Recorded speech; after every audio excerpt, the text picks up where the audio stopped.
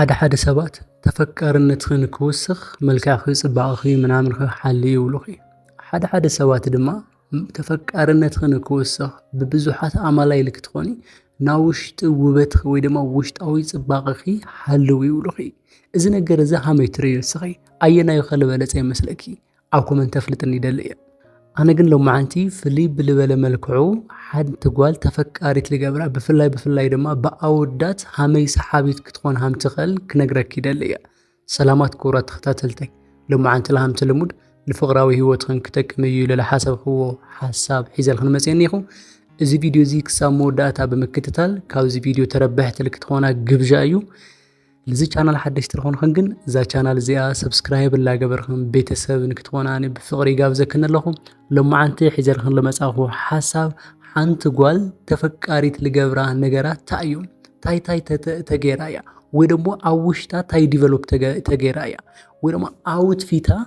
همي تمسيلو يتفكرت لجبره أستواصل خدنيو وشتاو صبغة دجاو صبغة أستواصل دنيو زيون بنصورن أمان بالخونا من جدي كنريانينا أقدم خنجن ذا channel زي سبسكرايب تجبر لي دليا زي نحنتي تفكرت قال كاركتر كنجركي ذا قال زي قدمو كله تنصفارقو نجر كنجركي عرسا أيتشتي سبات نكفوتي وايلا سبات نكفكرو وايلا سبات نكت سحبو ميلا ماننتا لقايرت أيتغربي حدا وت لخوانا ምክንያቱም ብዙሕ ጊዜ ክነግረኪ እቲ ተናዘሉ ነገር ወይ ደግሞ እቲ ሄልዝ ለኾነ ሪሌሽንሺፕ ወይ ሁሉ ሰብ እንድሕር ጸልኢካ ወይ ሁሉ ሰብ እንድሕር ፎቲውካ ጸገምዩ ነገር ግን በአንጻሩ ግን ዝኾነ ሰብ ዝፎቴካ ዝኾነ ሰብ ጸለካ እንድሕር ኮይኑ በቃ you are healthy ምክንያቱም ሓደ ጓላት ነው ሁሉ ሰብ ንክፈትወን ይለን ፐርሰናሊቲን ሉዝ ልገብራ ወይ ድማ ሰልፍለስ ልኾና በቃ ማንነት ሌቭልን ላፍት ተኸይደን ምስትሰብ ኻሊ ዓይነት ላውዝ ተኸይደን ኻሊ ዓይነት which means እቶም ሰባት ብልተጋነዩ ቁጽሪ ብዛዕባ እታ ጓለው ውዕዎ ወግዒ ልተፈላለየ ይኾነሞ በቃ ዛጓል እዚኣ ቀሪው ኻያታይ ትኾን ገለይሎም አቮይድ ይገብርዋ ስለዚ ዛጓል እዚኣ ለማን ሚላ ማንነት አይትልውጢ ንዓኣ ዝግባኣ ሰብ ክሳብ ትረክብ ህድ ኢላ ብምርግጋ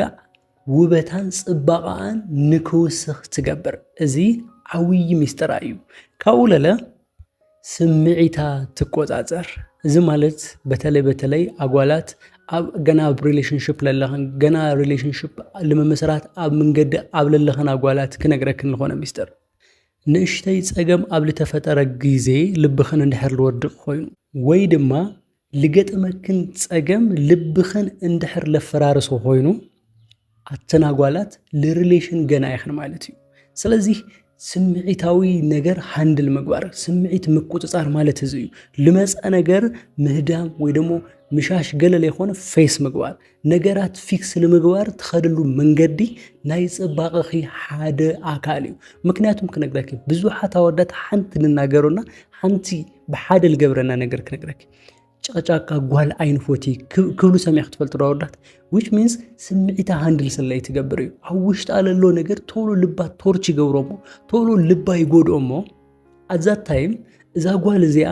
በቃ ጫጫቃ ትሆን ባህሪ አይቀየር ትነጫነጭ በቃ ታይም ወክብለኪ ምስ ወዲ ለምንባር እስካዕለይ ትኽእል ድረስ ሕማቕ ባህሪ ተሪ which means ስሜታ ሃንድል ላይ ምግባር ወይ ደግሞ ኢሞሽና ሃንድል ላይ ምግባር ልፈጥሮ ነገር እዩ ስለዚ ስምዒትኽን ምቁጽጻር ተለማመዳ እዛ ሓንቲ ተፈቃሪት ልገብራ ሓንቲ ጓል ስምዒታ በምቁጽጻር ከዛ ሓደ ጓላት ነው በቃ ካልም የን ብጣዕሚ ልተረጋጋዓየን ናብ ብዙሓት አወዳት ቀልብ ልሰሕባራየን ርግዕ ልበለት ደስ ትብለካ በቃ ሱቕታ አግርማኒዮ ለኾነ በቃ ብዙሕ ውጥውጥ አይትወጣወጥ ምናምን ልብልኮ which means indirect unconsciously አማይንዶም ልተቀመጠ ለኾነ ነገር ነው ልፈርሕዎ ለኾነ ነገር ስለለሉኝ ስለዚህ ሓፍተይ ክነግረኪ ስምዒት ከመቁጽጻር ልመዲ እዚ እንድሕር ትለማመድ ለኾይንኺ ዲፕ ለኾነ ትጓል ወይ ደግሞ ጥልቅ ለኾነ ትጓል ካብ ጓልነት ለሓለፈ ፐርሰናሊቲ ካብ ጓልነት ለሓለፈት ስብእና ለለዋ ጓል ምዃንኺ ተንጸባርቕልህ ማለት እዩ ስለዚህ ስምዒታዊነት ምቁጽጻር ልመዲ እዚ ማንም ክነግረክ ለይኽእል ሚስጥር የል ነግረክለኹ እቲ መበል ራብዓይ ለለ ድንበር እንሄዋ ጠንካራ ድንበር እንሄዋ እዚ ማለት ክነግረኪ ብዙሓት ኣጓላት ኣብ ዝኾነ ለፍቀርኦ ወዲ ኣብ ዝኾነ ፍቕሪ ለሓዘን ወዲ ኖ ልምባል ይችገራ ኣይኾኒ ልምባል ይችገራ ኣይቅበሊ ልምባል ይችገራ ንምንታይ መሲልኪ ኖ ብልበላ ቁፅሪ ኖ ኢለን ዝኾነ ነገር ሪጀክት ብልበላ ቁፅሪ ተፈታዊነተን ልቕንስ መሲሉ ይስምዐን ግን ኢንዳይሬክት ለኹሉ ነገር እሺ ብልበላ ቁፅሪ ግን ተፈቃሪነተን ልክቕልስ ማንም ሰብ ኣብ ኢዱ ለለዎ ነገር ሪስፔክት ሃምለይብሉ ትፈልጥ ኢኺ ተረዲኪ ንእሽተይ ትኽልኽልዮ ነገር ይሃሊ ንእሽተይ ለይትስማዕምዐሉ ነገር ይሃሊ ማለት ፐርሰናሊቲ ኸይል ብለክልኹ ድራማ ምናምን ለይኾነ በቃ ከዚ ለይትፎትዮ ነገር ኣይፎቲ ናመባል ልምዲ ይሃልኺ ለይትቕበልዮ ነገር ኣይቕበሊ ናመባል ልምዲ ይሃልኺ እዚ ክኾን ተሎ እዩ ክነግረኪ እስኺ ዋጋ ክፍለጥ ልኽእል ድንበርኺ ዋላ ኣነ ሃምዚ ክገብር ሃምዛይ ፎቲ ምባል ብቻ ለይኾነ ተግባራዊ ክትገብር እዮም ተለኺ ኣብ ቅድሚ መጻምድኺ ለይምቸየክ ነገር ለይትቕበልዮ ነገር ኖ ምባል ከዚ ሓነ ብጣዕሚ ልሕዝነኒ ሓደ ኣጓላትን እያ ስፔሻሊ ኣብ ስደት ለለዋ ኣብ ስደት ኮይነን ሪሌሽን ልመርሓ ኣጓላት ናራቆት ቪድዮ ስደድለይ ይብለንሉ ታይ ክገብር ይብላኒ እዚ ክልተ ግዜ ምሕሳብ ኩላ ለየድልዮ ነገር እዩ which means ናጋ ንግሁ ህይወትኺ ሃመይ ክሓስቡ ሃምልኽልና ሃመይ ኣብ መጻወድያ ክእትየካ ሃምልኽል ግልጽ እዩ በቃ ናራቆት ቪድዮ ብምስዳድ ክትጥቀምዮ ምንም ነገር የለይ ወይ ድማ እዚ ቪድዮ ብምልኣኪ ሪሌሽን ክጠጠው ተብልዮ ከይመስለኪ which means ድንበር ይሃልኺ ኖ ትብልዮ ነገር ይሃልኺ ካብኡ ድማ ናይ ሓንቲ ተፈቃሪት ጓል ካራክተር ንክትምረጽ ኢላ ብዙሕ ኣይትፅዕሪ እዚ ማለት ሃመይ መሲልኪ ልበ ሙሉእ ዝኾነ ሰብ ገጢሙክ ይፈልጥ ዶ ልቡ ሙሉእ ዝኾነ በቃ ለይድንግጽ ለይፈርሕ ስጋኣት ለይብሉ ሃመይ ሃምሊ ስሕብሪ ክትፈልጥ ዶ በቃ ታይ ተኣማሚኑ ሃምዚ ዝኾነሉ ታይ ስለለለዎ እዩ ብምንታይ እዩ ሃምዚ ዝኾነሉ ኢሉ ናሰባት ቴንሽን ናምስሓብ ዓቕሚ እኒሆ which means ሓንቲ ጓል በቃ ውሽጣ ስምዒታ ባዕላ ፐርሰናሊቲ ኣፈለው ስለልትገብር ስለልትኽተል ኣብ ማንም ዲፐንድ ኣይትገብሪ ለማንም ኢላ ምንም ነገር ኣይትገብሪ ሰብ ልምሕጓስ ኢላ ወይ ድማ ሰብ ልፎቴኒ ምናምን ነገር ኢላ በቃ ተወሳስኾ ተጨማምሮ ነገር የብላይ ምክንያቱም ለይቕጽሉ ነገራት ስለልኾኑ ከዛ ኣነ ትክክለኛ ማንነተይ ለይኾነ ግን ሓንቲ ጓል ከግንስለልደለኹ ለንጸባርቆም ነገራት ብምሉኦም ፌክ እዮም ግን ፐርሰናሊቲ ትክክለኛ ማንነተይ ከንጸባርቕ ተለኹ ግን ሜቢ ለኣየ ልትመስል ጓል ከግን ይኽእል እያ ስለዚህ ክነግረካ ሓፍተይ ተፈቃሪት ጓል እንድሕር ትኾነ ደሊኽ ኮይንኺ ንክትመረጽ ኢልኺ ኣብ ቅድሚ ሰባት ኣይትለዋወጢ ምንም ነገር ኣይትግበሪ ጀስት ሪል ዝኾነ ፐርሰናሊቲኺ ኣፕላይ ግበሪ ሪል ዝኾነ ፐርሰናሊቲኺ ኣንጸባርቕ ሪል ዝኾነ ማንነትኺ ኣብ ቅድሚ ሰባት ንበርዮ ኣዛታይም ሰባት ለባኸ ክሰሓቡ እዮም እዚ ሎው ኦፍ ኣትራክሽን እዩ ካብኡ ድማ እቲ ዓውይን እቲ መሰረታዊ ነገር ድማ ዓርሳ ትመርሕ ስምዒታ ብዓርሳ ትመርሕ ሓደ ሰባት እንዩ ስምዒተን ዝኾነ ነገር ኣብ ልትፈጠረ ግዜ ችግር ልትፈጠረ ኣብ ልመሰለን ግዜ ሰብ ልደልያ ስለዚ ሓፍተይ እስኽ ፍልይ ትብል እንድሕር ደሊኹ ኮይንኺ ኣብ ማንም ዲፐንድ ኣይትግበሪ ኣብ ማንም ጽግዕተኛ ኣይትኾኒ ዕላማ ለለዋ ጓል ስራሕ ለለዋ ጓል ህይወት ለለዋ ጓል ህንድምንታይ ሰሓቢት ምዃና ኣነ ክነግረከ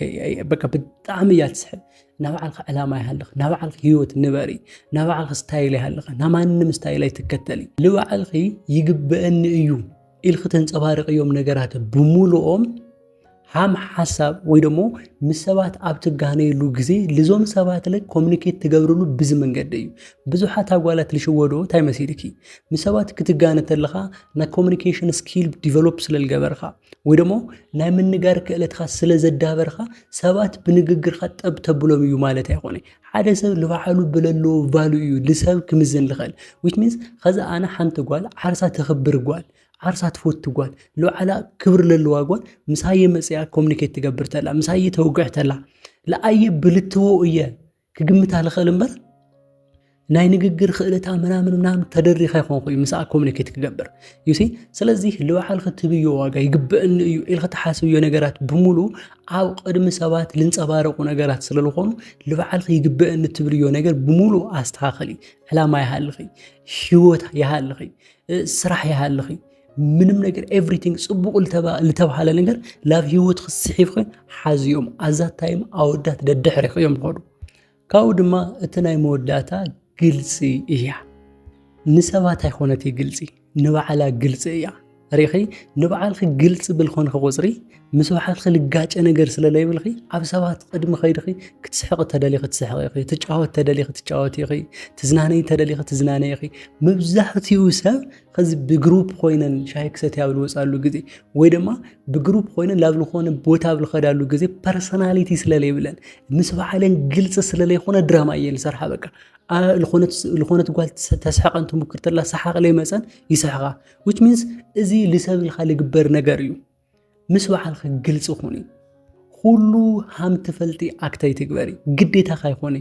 ኩሉ ሃም ትኽእሊ ኣክተይ ትግበሪ ትኽእልዮ ብቻ እስኺ ሰብ ኢኺ በቃ ሰብ ኢኺ ሊትራሊ ሰብ ኢኺ ሮበት ይኾንኺ ወይ ደሞ ጋድ ይኾንኺ ስለዚ ትኽእልዮ ነገር ብቻ በታማኝነት በሐቀኝነት ብንጹህ ልቢ ምስ ሰባት ቀረቢ ኣዛት ታይም እመንኒ የድብለክለኹ እዞም ኸዚ ልነገር ኩኽና ልዘርዘርኩልኺ ሓቀኛ ማንነት ተፈታዊት ይገብርኹ እዮም ርኺ ኣብዘን ኸዚ ልዘርዘርኽዎን ሓሳብ ውሽጣውን ደጋውን ጽባቐ ህንድምንታይ ልተቆላለፈ ምዃኑ ግልጽ እዩ ኢለ ይሓስብ ምክንያቱም ሓደ ሰብ ውጫዊ ጽባቐኡ ብጣዕሚ ቆንጆ ኮይኑ ሽክርክር ልብል ሽቱኡ ልጥቀም ክዳኑ ልቕይር ንጽህናኡ ልቕይር ምናምን ክዳውንቱ ብዙሕ ልኾነ ምናምን ነገር እስኪኑ ብጣዕሚ ልሕሊ ፀጉሩ ልስተኻኸል ምናምን ዓይነት ኮይኑ ግን ውሽጡ ዊክ እንድሕር ኮይኑ ውሽጡ ደካማ እንድሕር ኮይኑ እዚ ውበቱ ኣይተማልአይ ሓንቲ ጓል ልክዕ ሃምኡ ዩሲ ውሽጣ ጽቡቕ ኮይና ሃምብል ኮይና ትሕቲ ኮይና ግን ገፈፈፍ እንድሕር ትብል ኮይና ኣለለ እዚኣ ምልእቲ ጓል ኣይኮነቲ ስለዚ ክልቲኡ መስት እዩ ሓሳብ ተሃልይክን ግን ኣብ ኮመንት ኣፍልጣኒ ናሎማዓንቲ ሓሳብ እዚ ነይሩ ክሳብ መወዳእታ ምሳይ ስለ ዝፀናሕክን የቐኒየለይ እዚ ቪድዮ እንድሕር ጠቒሙክን ኮይኑ ላይክ ሸር ምግባር ከይትርስዓ لزي channel حدش تلخون خنجن لزي channel لزي سبسكرايب لا قبركم بيتسابنك تكوناني بفقري قابزة كده لكم عبد القدس الفيديو كساب نجانا سلام